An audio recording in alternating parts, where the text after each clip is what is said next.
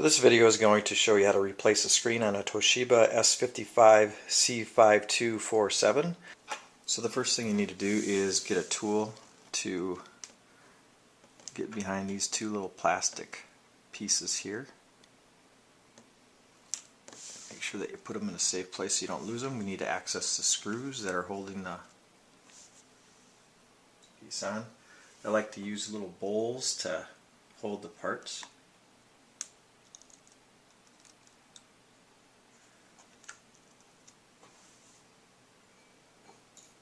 And then you want to take the two screws underneath once they've been exposed. So I took those two screws out, then I'm going to use a tool to go ahead and release the bezel on the outside. This one's actually loose, so it's going to be hopefully fairly easy for me, but you want to make sure you are very careful that you don't break or snap any of the plastic snaps that are underneath there. So you just very carefully and slowly work your way around. And once again, just be really careful that you're not popping or snapping anything that will be broken and you won't be able to replace in the future. So you can see now that the outside bezel has been released from there, and then you have to take it off of the snaps here, off the bottom hinges, and you have to play around with that just a little bit to get that released and laid off to the side. Your next thing that you're going to do is on this particular model, you're going to work on the screws and take those off so that you can put the other screen on. On some models the wire is connected to the camera and so that is in a way attached to the screen. On this particular model it's not, so that's really nice. And then so I'm just going to proceed by removing the 4 screws at the corner to release the screen.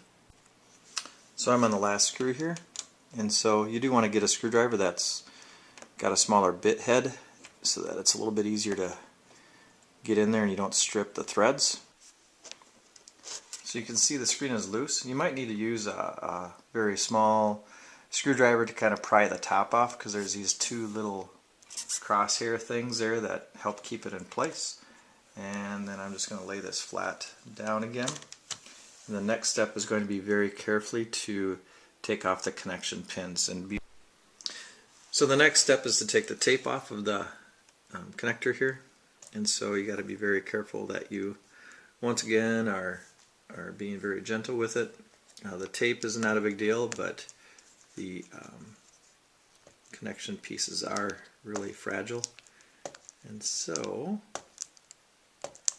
you might need to turn off the camera so it's not so long, but basically you just work at taking that tape off. So I've got the tape lifted off the actual screen, and so now I'm just going to work at very carefully removing the digitizer. And that digitizer once again is very fragile, so you want to make sure that you don't break any pins while you're doing that. So just very gently pull that off and carefully set it to the side, being careful of the pins there. So to protect the new screen, I laid the styrofoam kind of thingy over the top of the keyboard, so that'll protect that. And then I'll bring the screen on and line up the digitizer first. So we'll take that and then we'll very carefully slide that into place.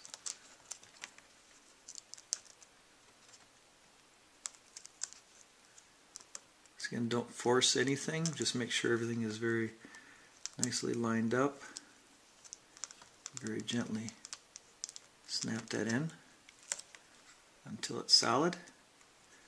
So don't put a whole lot of pressure on it, otherwise you might snap those pins. And then you can put your tape back down. If you want to put a different piece of tape over the top, that would work too, but this should take care of it just fine. So hopefully you can see those little crosshairs, the little plastic pieces. That's kind of nice because it holds the screen sitting up there while I am trying to put in the screws so that the screen is stable and doesn't fall.